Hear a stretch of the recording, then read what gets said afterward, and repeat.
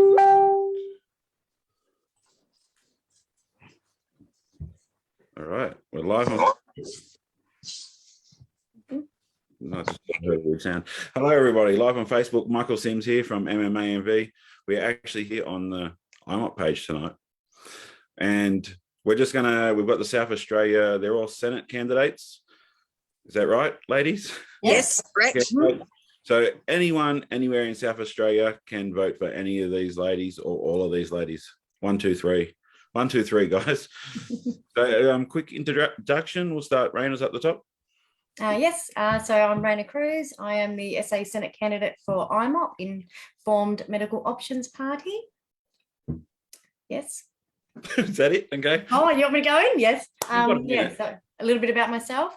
Yes, so I am a mother of 3 teenage daughters. I lost a son 18 years ago following a routine vaccine when he was 2 months old. I then lost my husband 4 years after in a sudden car accident. Yeah, so I coach netball, I play netball, I umpire for the local netball team. I was previously a real estate agent. And when I started researching vaccines, yeah, I went down a different path, and I'm in my 4th year of a Bachelor of Health Science degree at uni.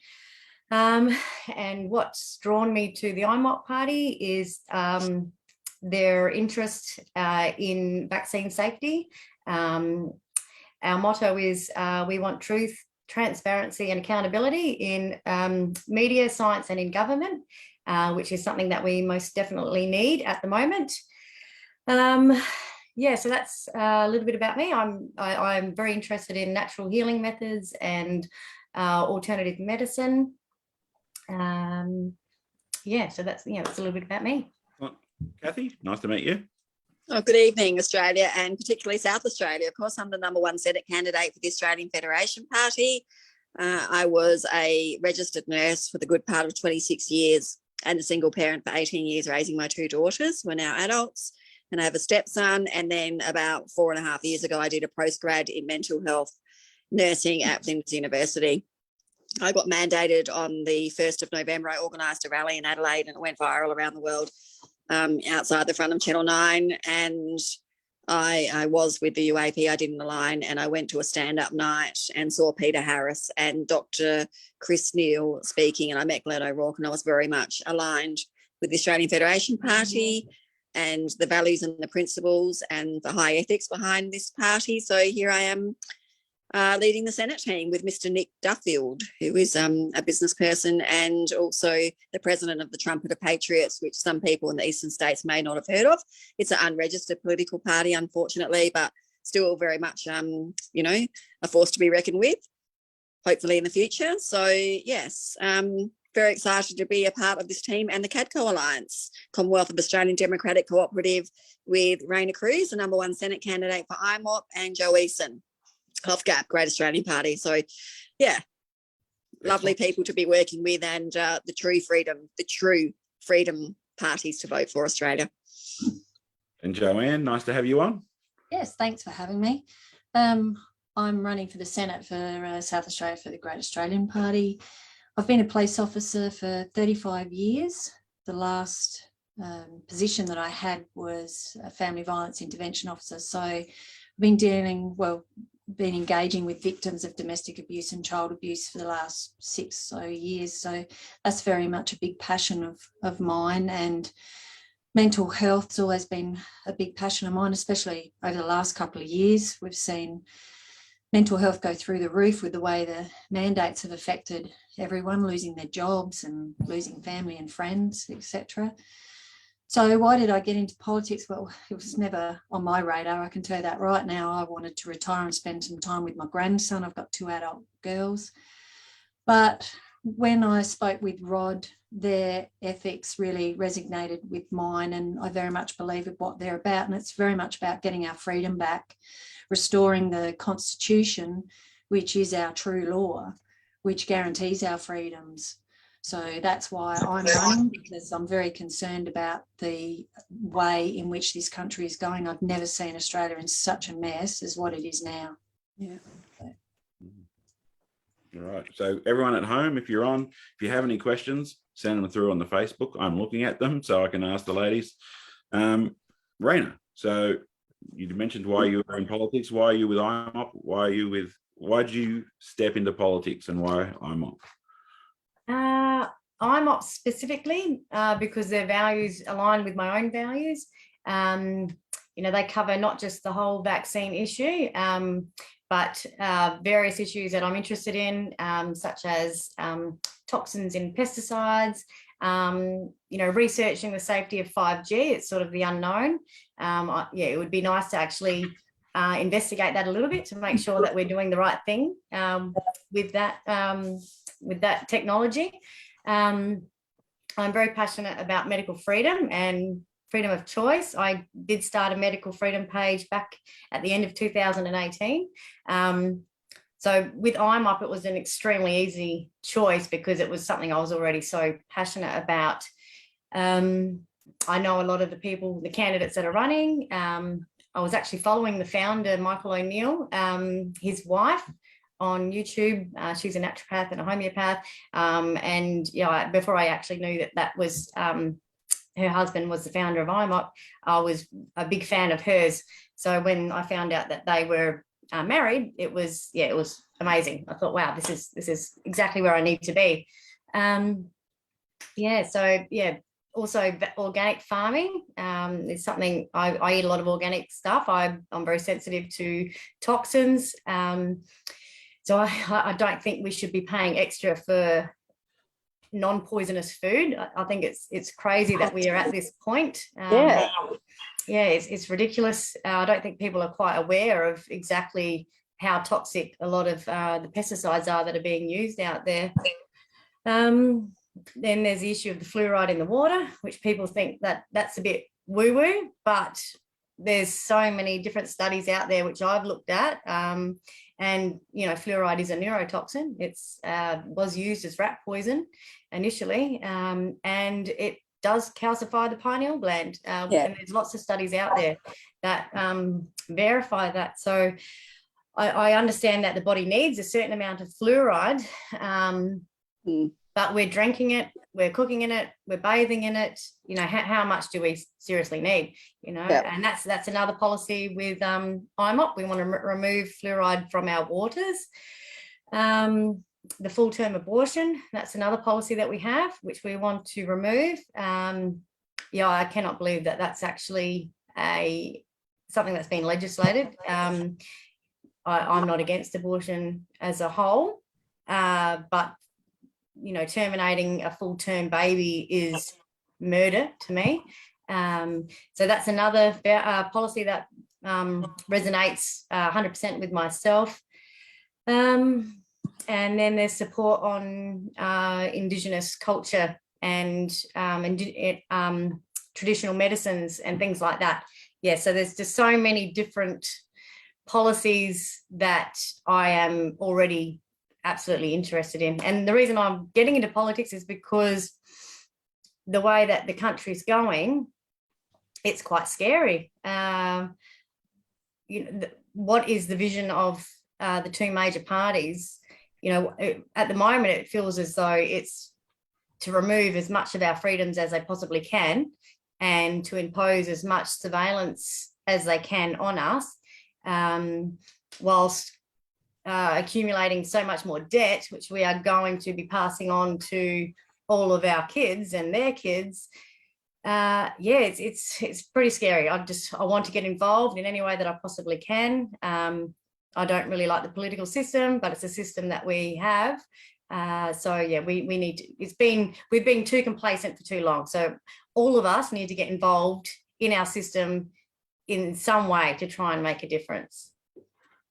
Ding, ding. Just to say and to let the other ladies know, Raina went overtime then. I have one chance of going overtime. Oh, sorry about that. Very well though, Raina. Thank you. Kathy, Same Yes. question for you if you remember it. Why are you standing in politics now? And probably tell us a bit about AFI. It's new, obviously. AFC, I haven't got it wrong. Australian Federation Party. That's okay. AusFeds for short. I think GAP's the most famous, popular, but well known. It is. Particularly in the eastern states, yes. You guys are brand been new. around for 7 years. IMOC's been around for 7 years and well established. So the history a little bit about the Australian Federation Party is that Peter Harris started the Family First Party in 2004, and also Glenn O'Rourke started the Australia Country Party and was also involved with the Australian Country Alliance Party. Now, these people behind the Australian Federation Party have a wealth of political experience. My mentor here in Adelaide is Mr. Mark Aldridge, and many people in Adelaide know who he is. He's actually run as an independent before in South Australia, and he has an incredible knowledge of electoral law. So when I get in as a senator, or if not, one of these two other ladies, and I don't know who knows what will happen, work in each other's office or whatever, we have some really, really great people behind us, and I'm very excited about that. The reason, another reason why I was attracted to the Australian Federation Party is that they are not your traditional political party. It's a people-powered movement by the people for the people. And we also want to bring in a constitutional Bill of Rights. So the Australian Federation Party proposed Bill of Rights. Australia is the only Western country with neither a constitutional or legislative Bill of Rights. We do not have much in the way of any written Bill of Rights. The Constitution does provide entitlements, but even those get a hammering by our political representatives, do they not? You might as well say we even don't have a constitution at the moment because it's been totally decimated. And in 1973, they conveniently brought out a new constitution, which was to follow the narrative. And interestingly, Michael, I have a small handbook which you can get from your local MP for free about the Constitution. And section 5123 AAA, no conscription, has been removed. Okay. Right? Now, that's for a reason, including in that section, if you Google it online, or DuckDuckGo, mind you, I don't like Google, you'll find that there is no medical conscription. Now, why has that been removed from the handbook for Australians who are taxpayers and who have supposedly got rights in this democratic country? Very convenient, don't you think, with the timing? That no conscription was removed. So, yeah, very, very bad. That's just another example of the corruption going on behind the scenes and without referendums and no consultation of the people. The Australian Federation Party will hold monthly meetings and town halls with the people. And if the members for our party are not towing the line with regards to what the people want, they are answerable and accountable to our party leaders. So it's the complete reverse of what is happening and has been happening for over 4 to 5 decades in Australia. Ding, ding, time's up. Spirit. And Joanne, same question, but I think you started off mentioning a little bit about it. And can you tell us a bit about GAP? I know it's a bit different compared to the others. I don't know if you're able to explain how and why. Yeah, GAP's all about coming back under our Constitution. And I mean, Rod talks about the Constitution and that a lot, which is, it's really it's our true law, and it's about bringing us back as a country and our freedoms. I mean, nowhere in the Constitution does it state that you're going to be locked down. Nowhere does it state that you will be forced to or coerced into having medical procedures. I mean, all these things are there to protect us, and yet, like Kathy mentioned before, we've got 1973 where they completely decimated, like she said, our Constitution and brought in like the Australia Act. So the governments are making all these rules and regulations and laws which aren't even going to referendum. They're just changing things without us even knowing. I remember receiving about the digital ID, and you had the opportunity with the survey. What do you think about that? Well, I think it doesn't really matter what you think about things. If the government want to change it, they're going to change it. And we can't allow that. The GAP is very much about for the people, because the Constitution states, whereas the people of, and it lists all the states. So we the government should be serving the people, not the people serving the government. And that's what GAP's about. We need to get in there and turn the government upside down, stop all the corruption and that is going on there every single day, and get back to our constitution and become a transparent government so that the Australian people have faith in their government again. So many people that I talk to are sick to death of the two preferred party, and you only have to watch the news or the television, and I don't have it on because I'm sick of hearing it, but all they talk about is Liberal and Labor. No one would know that there's any other parties out there. The Greens get a mention as well, but there are, we call ourselves minor parties, but really at the end of the day, I keep saying, I think we're just as good as anybody else out there.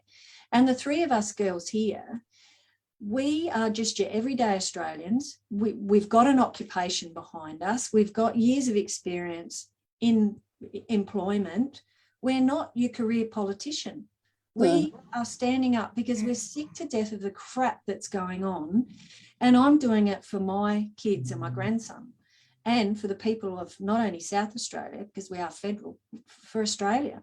And I think the people need a voice back. And I think I'm pretty confident in saying that all three of us here get on quite well, work together. You've got three different parties right here. You've got GAP, IMOP, and Australian Federation Party, and us three girls work really well together, and we actually do a lot of events together. So it just proves you can be in a different party, but you can work together. I think you touched on a lot of good things then, including working together, but also that you're not career politicians. Now, I know myself, it's been tough in many different ways. Can you all explain a bit about that stuff you've dealt with that you didn't know you were going to? To me, it's like starting a new school. You're the new kid on the block, or the school already has all their friend and their little clique groups, and you're not a part of it. And people don't want you there. Is there anything or any interesting stories you can share? Yeah, well, if that's all right, ladies. So last night, Peter Harris, he's in Melbourne at the moment, but regardless, we were excluded from speaking at an event at Boothby, and the 5 key speakers were only allowed to speak.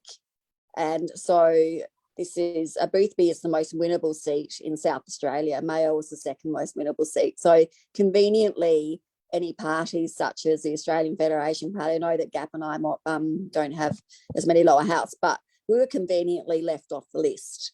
Now, that's not democracy. That's communism. That's corruption. So we went along.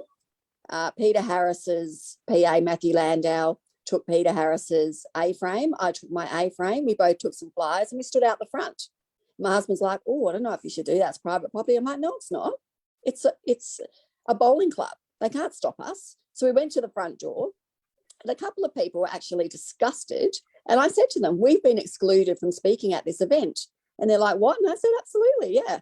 And the organisers were a little bit embarrassed and came out and, sorry, you missed the time, cut off, and you couldn't get in. I said, well, unfortunately, parties like us, we fund ourselves pretty much. We don't get the 4 or 5 PAs per candidate. I don't know about South Australia, but they have at least 3 working for them. Massive amounts of funding. We don't get that. So maybe you need to be a little bit more flexible with your arrangements. Now, I need to tell you this, Michael. The Australian Federation Party had to threaten the AEC with high court action to actually stay in the game. So we've only really been campaigning for about 7 weeks. So that puts us at least 3 months behind the April. Where's the fairness in that, Australia? Where's the democracy? It's really time to stand up and think about your votes and think about which parties are preferencing which parties. And take a pen, please. Take a pen, and if you make a mistake, you don't cross it out. They'll tell you it's okay. It's not okay, but that becomes an illegitimate vote. That's for a reason. They don't want your vote if you are not voting for the narrative. You don't count, your voice will not be heard, and it will go straight in the bin. Now, we're up against it as it is. So please ensure that if you make a mistake on the ballot paper, you ask for a fresh ballot paper. And if you have to stand in that cubicle for 2 hours to get your vote right, you stand in the cubicle for 2 hours and get your vote right. Anyone else? That's Any my perspective. things or strange things or disappointing things? I haven't yet. Yeah, I've heard a story about the poll, Raina. The pole. You're in the car and you're telling some story about you're putting a poster on the pole and some man of another party, he wanted his poster on the pole. Oh, that happened today, actually. Cold War. Yeah, there was a bit of a pole war today. Bloody Yeah. Cold War. Yeah, we put a Nice few joke, up Bob. today, and Labor, it was Labor. They've got 3 Mhm. workers with them. 3 workers. Mm. 3 workers covering Yeah. all of the poles. And Yeah. and they're going pole by pole, but not tightening them up. So we went to one and we went to put ours on. He's like, oh, excuse me, I just need to tighten mine up and put it up.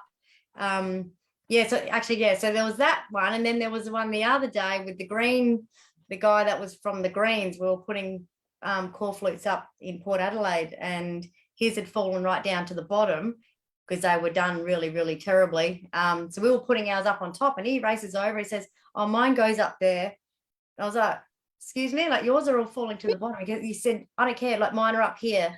I was like, oh, for crying out loud. So we put it on the bottom, and he's sitting there watching us. He had a camera with him, actually. So to make sure that we put ours down the bottom. Raina, you know, they got to watch you. Film it. We could have candid camera at the end of the election. You had a camera. Oh, that's gold. And Joanne, do you have any stories at all? I haven't had any stories like that. I guess it's just a real learning curve. And yeah, because we're using our own money, we're using our own time. I've had to take leave from work, so you know, it's a very different journey. I'm meeting a lot of lovely people. Honestly, the public are just so supportive, and they just can't do enough for you. And sometimes it's really hard to coordinate everyone. So because we're not a big party and we don't have the funds, we don't have the staff, I just hope everyone understands that we do try to get back to you as best as we can, but we're doing admin, we're trying to sort out volunteers, we're trying to organise events like where we are tonight. And time is 15-hour minimum day for me. And so I guess the downside is I'm losing some time with family and friends, but I wouldn't be doing it if I wasn't passionate about it, because who really wants to join politics? I mean, really. But that's why I'm so passionate about it. And when I am, I give it 110%. And if I don't get in, well, then like I hope, you know, one of these girls get in, or someone that is a freedom person and is prepared to do the hard yards and make the government accountable. Absolutely. I'll emphasise that because I'm in the same situation, whereas I'm with a different hat on tonight, but I've got 80 signs and I'm putting them up myself. Yeah. I talked to someone from another party who has 1,500 signs and has a team putting them up. There's an independent here in Canberra who has 18,000 volunteers. I have about 4. And 18,000. 18,000. He's a famous footy player, world's best rugby player. He's famous. He's a celebrity. But I just want the people to know at home, where no one here is making money.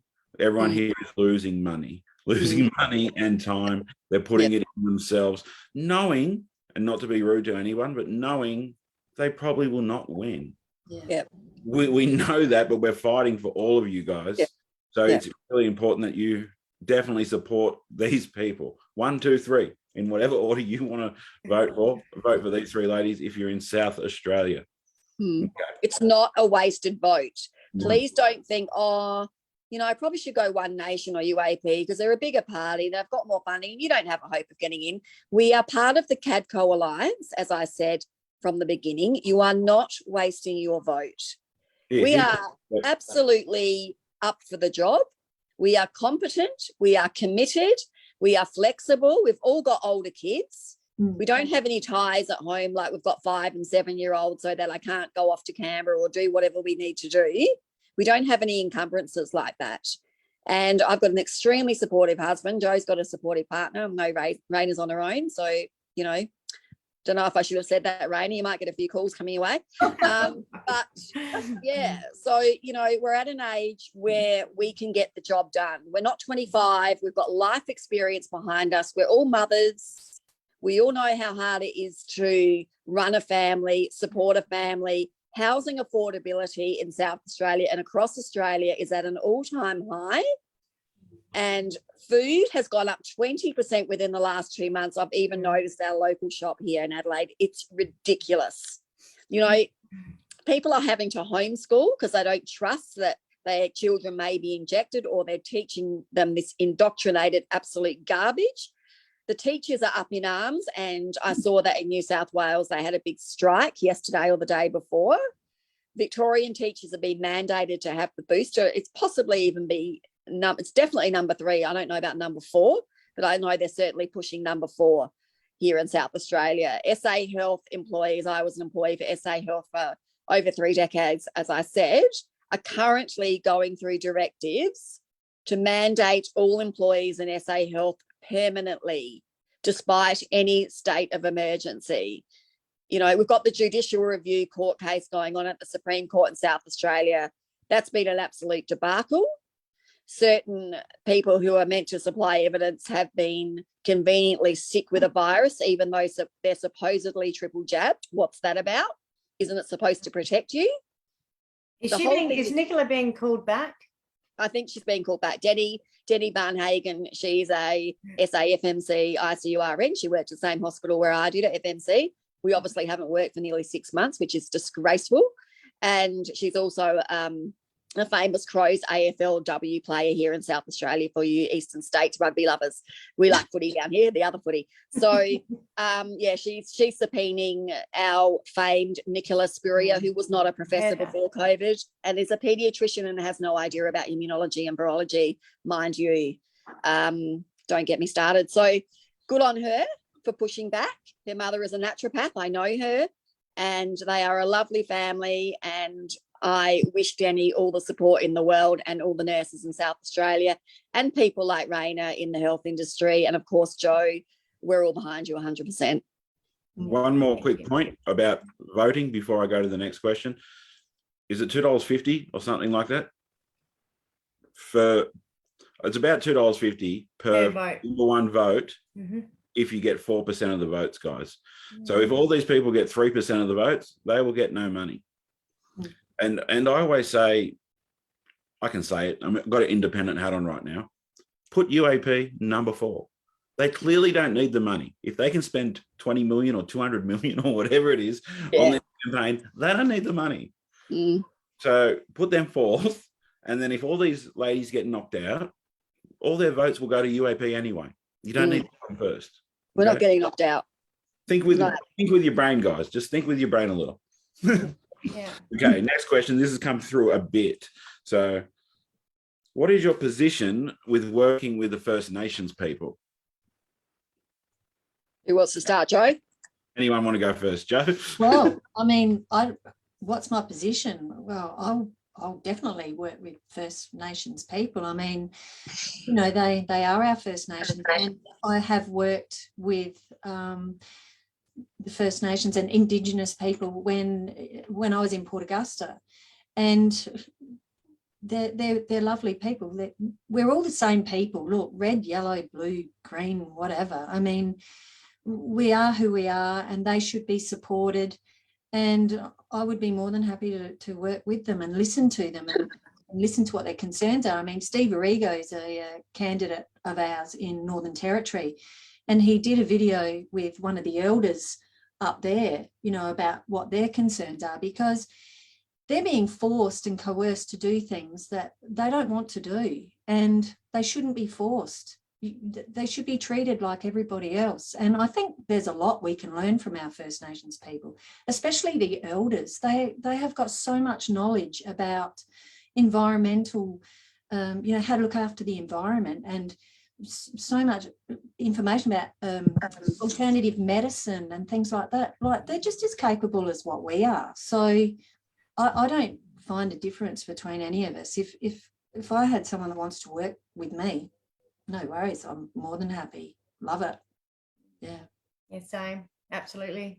Yeah, I think we've probably got a lot we could learn from them. They're the longest, oldest tribe in the world. what are they, 40, 50,000 years they managed to live healthy and survive without white man's interruption. And what we put them through when we arrived here, yeah, it's going to take a long time to sort of undo the damage. Yeah, I would love if Indigenous culture and just Indigenous in general, if we celebrated them more and integrated them into our education, like their history into our education system more, and use their knowledge on native herbal medicines and alternative medicines within our own health. Our whole health system needs a massive overhaul. But yeah, they could bring so much to us. I would love to work with them, to be honest. Yeah, definitely. Yeah. So our SA State Director, Mr. Mark Aldridge, is the Tribal Law Council member and has been for over 20 years. And when I say law, I mean LORE.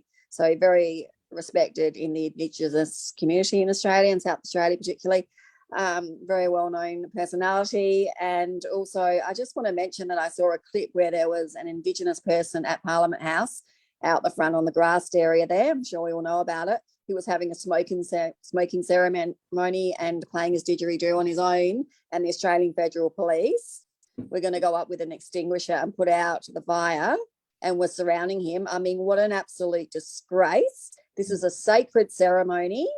It is part of their culture. They own this land and we need a treaty. And I've already had this discussion with Mark Aldridge. Why are we in 2022 with no treaty with our First Nations people? Why? Because they don't want them around. They want them extinguished. They don't want the oldest living civilization and culture on the globe to really even exist. And we all know why. People who are watching this are awake and aware. That is disgusting and embarrassing to all Australians, whether you are white, black, purple or red, as Joe said. What an embarrassment to our country. It is. And I mean, if you go to the GAP website too, I mean, we've even got a policy on tribal federation and how GAP wants to work with our Indigenous community. I mean, why wouldn't you? And I mean, it doesn't really make much difference, but I mean, it's very close to my heart too, because my grandson's Indigenous. So I feel so proud that, you know, I have family members that his grandfather's teaching him language too. And that is something that is missing from the town that I worked in. The traditional ways, the kids are losing it. They are not learning where their people came from. Some people don't even know what tribe they're from. And for those that don't know, if you looked at a map of Australia, there are so many different colours on it, which indicates the different communities. And I just think it's a real shame that their history and that is slowly being lost. And we've got to try and help them to maintain their history. It's so important to pass it down to the young ones. I wonder why their vaccine schedule is even heavier than our Caucasians. I don't understand why they've got extra vaccines in their schedule. That's interesting to me. Why are they being paid in parts of the Northern Territory $500 per jab? Why are they being enticed? They don't understand the risks. They don't have the education. Some do. Some got just an ice cream or a lollipop, but yes, some got $500. Some got a sausage. Different communities offer different bribes. Yeah. Okay, another question from online. Will you make a royal commission into COVID mandates and vaccines? We wouldn't support a royal commission. We'd certainly investigate it, but my position, and I've spoken to the excellent team behind me, is that we would pursue high court action straight off the bat, section 5123 AAA, and I would expect that the other so-called freedom-loving MPs and senators would join me in that. No wasting time with royal commissions. They spend millions and millions of dollars. They've done an aged care royal commission. Our aged care sector is in absolute diabolical mess. So what has it actually proven?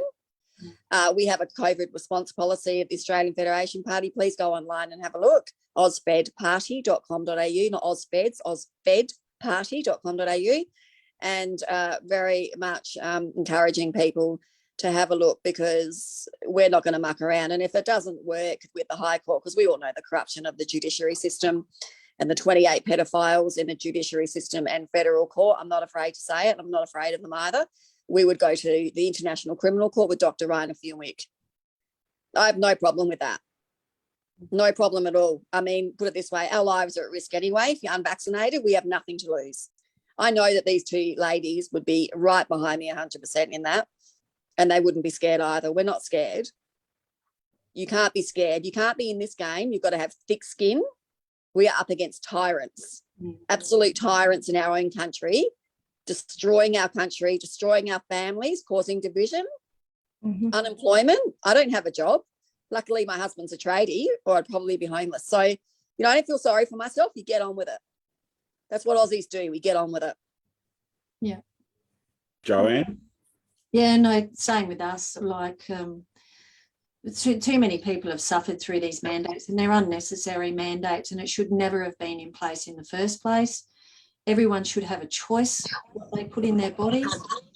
I mean, look at the bad flu seasons. No one held us down and said you had to have a flu jab, but now all of a sudden you've got to have all these others. But I agree. I think a Royal Commission is probably, I suppose the idea behind it is good. But my view is, if you commit an offence, then you're investigated, and if you do the crime, you do the time. So let's not worry about a Royal Commission. Let's have an investigation, and let's get to the core of it. And those that have been involved, like Kathy said before, we've got the court case here in South Australia. I'm sorry, I don't care who you are. If you've been involved in the mandates and you have instructed people must obey these certain rules that they've put in place, well, then they should be in court and they should be explaining to the people why they came up with that decision, not get away with it. So I'm sorry, if you're going to make a decision and you're wrong, well, then at least be brave enough to admit that you were wrong and accountable. Be accountable for your actions. So yeah, definitely. If I was to get in, I would definitely make sure that there is an investigation underway. And Raina? Same. Yes, definitely. I would support an investigation. The fact that Nicola Spurrier can't provide the proof as to why she enforced all of these ridiculous mandates and restrictions and obliterated small businesses and, destroyed the mental health of so many Australians and South Australians here. It definitely needs an investigation. But I'd want to take it a step further and actually investigate vaccines in general, to be quite honest. I'd be pushing for that as well, because this stuff has been going on for a long time, but no one's been awake to it. So it's just managed to go under the radar. I'm definitely in support of that investigation. And Royal Commission, I'm not sure. It's a lot. Yeah, it's a lot of financing, but definitely. They're timely. They take years. How many deaths? How many people are we going to lose? 2 or 3 years. We haven't got that time. Look, all the hard work's been done for us. There's been so much overwhelming evidence that certain MPs and senators have already brought to the table. The evidence is there. Pfizer lost the Supreme Court case. There are 160,000 adverse effects, and apparently, allegedly, number 13 is death. Do you like it? Death is a side effect at number 13. Do we need to say more? They lost the court case. The average Australian that watches mainstream media is not aware of any of this, but that is huge. They lost the Supreme Court case. They wanted to suppress the evidence. What was it, for 75 years? Yes. They didn't get away with it. There's Texas and there's Florida in America who are not putting up with any of this rubbish. Apparently 1,000 people per day are moving from other states like New York and California to Texas and Florida to have freedom. We unfortunately have nowhere in Australia to have freedom. It's very, very disturbing. Now I'm going to switch it up, and I'm sorry, ladies. Before I said I wouldn't use money, but there's a question here, so you can go wherever you want with it. Yeah. I'm going to look at the phone and read it as it's stated. Will you consider dropping taxes and having a transparent system where taxpayers' money is spent? Yes. You can't, I don't know if you can drop taxes altogether. You can certainly reduce them, but paying tax was something that happened, I think, after World War I, and it was a donation, and the greedy politicians decided that was such a wonderful thing, we'll keep it going. It's actually illegal to pay income tax. We're not even meant to do it. But we need some sort of revenue raising, but how it's spent, we are too overly taxed and we're too overly regulated. We're way overly governed. I've been thinking that for at least 15 years, but we would reduce tax, absolutely, and get the perspective of the people and how we go about it. I'm not an economist. I don't pretend to be an economist. I'm not a financial executive or advisor. I'm a previous registered nurse, but I'm not an idiot. I'm a quick learner. And so are these other two ladies. You know, you learn as you go. And there would certainly be tax reform from the Australian Federation Party, 100%. Mm-hmm. Did you say drop tax altogether or decrease tax? The question says drop, but I don't know. Drop, sorry. A little bit or drop it totally. I don't know, but yes, yeah, no, definitely we need a reduction on taxes. Just living, like I've lived paycheck to paycheck, so I understand how tight that budget needs to be just to cover the bills and food and school and clothes and pets, which are going crazy behind my door there. Sorry about that. We are way overtaxed, way over levied. A decrease in that and full transparency. You know, the people need to know where their money's going. You know, if we're going to buy a $200,000 pigeon or however much that statue was in the mall, like how ridiculous is that? And we spend so much on ridiculous artwork or whatever, which no one gets consulted with. You know, that's where our tax is gone. Who consulted me about these COVID jabs? You know, no one asked me if I want to go and pay taxes for all of these vaccines. There needs to be transparency and a lot more communication, because I find that the politicians are so disconnected from the people now. They don't know what we want. They think they do, but actually maybe they don't. All they want is what they want and we just pay for it. And there needs to be transparency. Yeah, definitely. And GAP is also looking at, you know, a tax reform and coming up with, you know, we've been talking about maybe a debit tax or a different type of tax. But for us, we'd have to get back under the Constitution and look at the sections there in relation to tax reform. But we're all the same, you know, we're on the same page. We're paying far too much tax. You could start from A and go through to Z. And I think there's a tax for every letter of the alphabet. I mean, it's just ridiculous how much tax we pay. There's also a lot of hidden taxes. Yeah. Yeah. You know, and then the GST. And now interest rates are going up. And, you know, as I said, housing affordability goes on and on. What they're doing is eroding the middle class. That's the whole idea about it. Yeah. a lot of it, to me, as a normal person, has been coming out during the election when the parties attack each other. This party paid exuberant amounts for this land over here because one of their donors owned that land.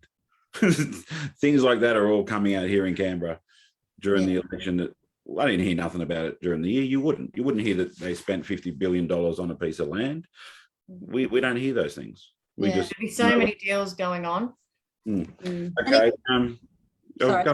No, you go on. Well, just you know, like for me at the moment, like for me to retire in relation to tax, I have to pay 30% tax on my super if I want to get my super out in cash. Whereas if I was 60, it would be 15%.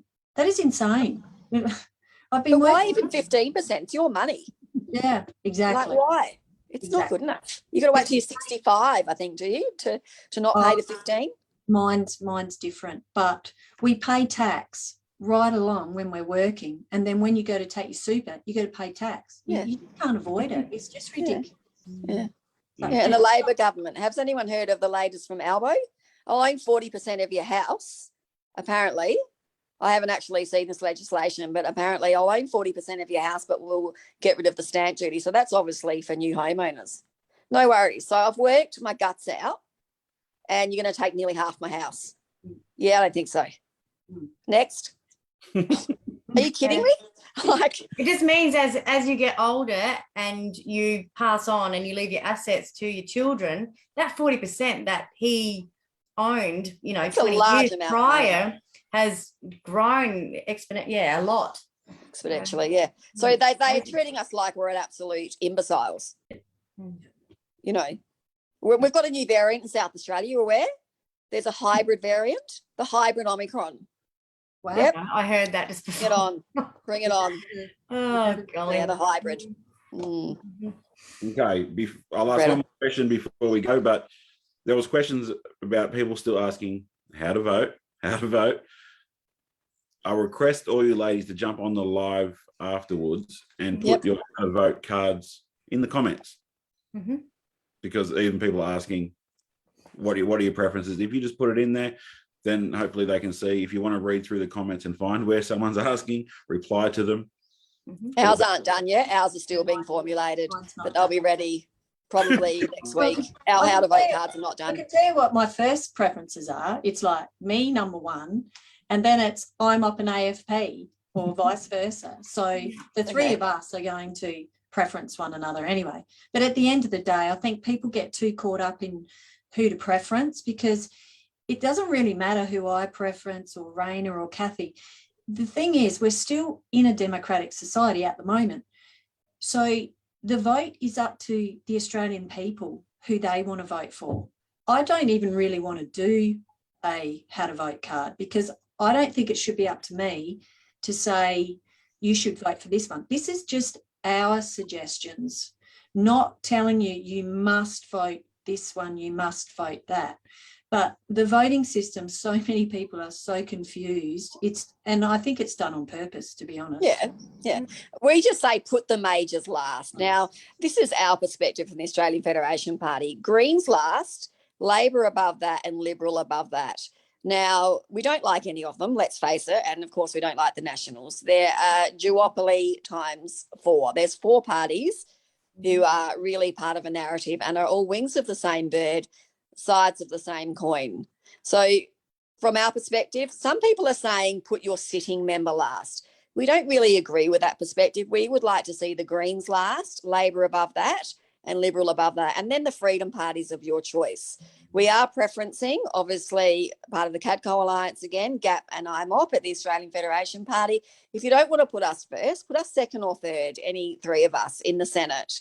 Now, we are preferably wanting people to vote 12 below the line in the Senate, but if you don't want to do below the line, then do 6 above the line and leave out certain parties altogether. But a lot of people do above the line. So you need to do a minimum of 6 and 12 below the line. Or you can just vote for the party and write one AFP. Happy with that? No, whatever. Look, seriously, we don't tell you who to vote for. And I'm probably going IMOP second as well, Joe. Love you, but you got to have a laugh because we're all going to. Thank you, ladies. We are. I haven't done mine yet. Yeah. It's just, the it's 3 of tiring. us are going to preference one another, whether, it doesn't really matter what. Yeah, it doesn't matter. Doesn't matter. Even if we do a triangle, do whatever. No triangles. I don't like that symbol. So many people are still not getting the voting, and I think once they find someone they trust, they just want you to do it for them. I've said, guys, look up who your candidates are, research into their policies. I thought people would do that because we're researching about vaccines and all that kind of stuff. I thought people would do that, but they kind of, not to be rude, they kind of want to be told. Yeah. So No, we are doing how to vote cards. Absolutely. We'll be giving them out on polling day.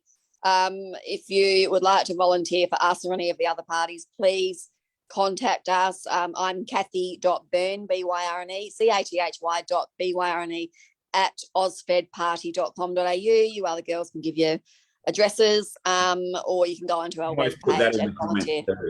All righty. Comments of the live. All right. Yeah. Sorry. We're also with the MMAMV rally coming up on the 14th. We're going to be taking scrutineer application forms there. Yeah. So that way people very important. We need as many freedom people, volunteers, please.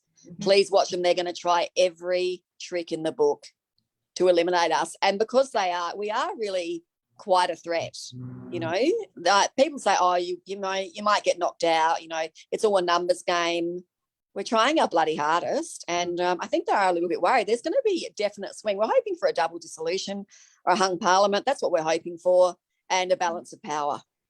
Well, if we look at it, there's 10% of the nation around abouts that aren't vaccinated. There's less that aren't getting the booster. There's more that got forced or coerced to get it that never wanted it. Yeah. 30%. Yeah. We all could be quite shocked. Quite shocked. Yeah. We don't want an outcome like France, though, where it was a selection, not an election. We don't want a selection like in the South Australian election recently. Well, we want an actual election, not a selection. So let's have as many scrutineers as possible. Australia, please, in every state, help the freedom candidates.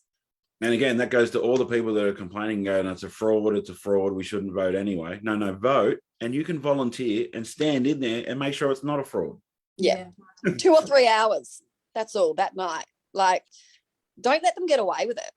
You know, what's 2 or 3 hours? And to help your local candidate from a true freedom party for 2 or 3 hours on polling day, come on. This is your children's future. You know, stand up, guys. We've had people come forward. We want more. We want more. We want every polling booth covered with IMOP, GAP and AFP volunteers. Yeah, we need eyes. We need eyes in there. Everyone that's gone to a rally should be at a voting booth. Absolutely. Yeah. 100%. That's what we were working towards for 2 years, guys. Building the numbers at the rallies, and now we've got a job to do. Yep. Let's don't stop now. No. Anyway, 2 minutes, guys. 2 minutes each. Why should someone vote you number one? Who wants to go first? Okay, I'll go. Why vote for me? I'm very transparent. What you see is what you get for me. I did not want to come into politics, but I am so passionate about the way Australia is going. It is not the country that I thought we would end up with. We are losing our freedoms. We are losing our freedoms every day. And unless we get people like us in there that are so passionate about our own country and making change, we're never going to get change. We are going to keep going down that slippery slope, and we are going to become more of a communist country every day. Have a look at what's happened to us. And I can assure you that when I was a police officer, I served with integrity, pride and honesty, and I will make sure that that happens if I become elected. And I will not promise anything that I cannot deliver, because I cannot stand politicians that stand there during an election promising this, that and the other, and they get in, oh, what promise, you know? So I'm quite open to people coming up and asking me the questions, asking me the hard questions. And if I don't know the answer, I'm not going to lie, and I'll get back to you with the answer. But I just want to get in there and be Australia's voice, South Australia's voice, Australia's voice, and fight for our freedoms, because I am doing this for my grandson and everybody else's future generation. That is why I am standing. Okay. Thank you. Beautiful. Yep. Can I go, Raina? Is that all right? Yeah. Right. So I am 100% passionate, as you can probably tell. I am committed. I am resilient. I am flexible. I am experienced with life. I have had battles in my life and I've overcome them. And we all get told that the strongest people have the hardest challenges, and I've overcome many challenges, and I'm ready. I am ready, so ready to be a senator for South Australia and Australia indeed as a whole, and represent true freedom and true democracy for our country that I love wholeheartedly. None of us would be here if we didn't love our country. We love our families. As I said before, we've had too much division, too much divisiveness. I am flexible. I have honour, integrity, respect, not only for myself, but for my local community and the South Australian community at large. Please give us a chance and get us in. Please. Like, we are so passionate. You won't meet more passionate people. We truly have put everything on the line for this. And, you know, I've lost my career, and I loved being a mental health RN. I finally got where I wanted to be in nursing. I couldn't study it earlier because I was a single parent. I finally got the job of my dreams, and has literally been taken away from me and thousands of other nurses. There's 2,500 nurses in South Australia sitting at home now, currently pulling their hair out because they are bringing in permanent mandates. It has to stop. and I will be their voice, and not just for the health sector, for the education sector, for tourism, for small business, for education, everything. As I said, like, it's not just about health. This is a whole restructuring that we need and reform in our country, and we are on a very, very slippery slope. And if we don't get some freedom people in, there may be no return for many, many decades. We are $1.3 trillion in debt. We are in big trouble in Australia. Get us in, please. Thank you. And just before you, Raina, I just want to tell the two ladies, Harley Heather, I think that's Heather Harley, yes. Heather. she is both your biggest fans by the looks of the comments. I love Heather. She's a good girl. Ladies are rocking. You're so passionate, so great, so excellent. Thanks, Heather. Yeah, Thanks, Heather. she's awesome. Yeah, actually, you'll see her tomorrow at the Plant for Bowden event. Yeah, so that should be good. Yeah, that's good. Yeah. Yeah, so people should vote for me because I am passionate. We all are. I'm definitely passionate about freedoms, about protecting our bodily autonomy, about protecting our future generations and the future, what they're going to be living. You know, it's quite scary what reality they might be living versus what we grew up with. I have very broad shoulders. I've been through, you know, ups and downs in life. It's given me some thick skin. I'm not scared of saying the unpopular, controversial opinion. I can stand up and say it proudly to the best of them. So, yeah, I'm committed. IMOT's values of truth, transparency and accountability in media, in science and in government is exactly what we want and exactly what I want to bring. Yeah, so Informed Medical Options Party, Raina Cruz, SA in the Senate. Yeah, I would love your vote. I will not let you down. I'll vote for you. Okay, cool. I'll vote for Thank you. Lady, you all seem like wonderful, passionate, smart, beautiful people. I want to vote for you all too. Oh, cool. So are you, Mike. Thanks. You've done Yeah, so much exactly. as Wrong well. city, doesn't matter. So thank you for coming and good luck and stay strong and get your sleep in. Yeah, Thank you for the Thank opportunity. you. Thanks, Mike. Yeah. See See you, you. ladies. Bye. Bye. Yeah, thank you. Thanks.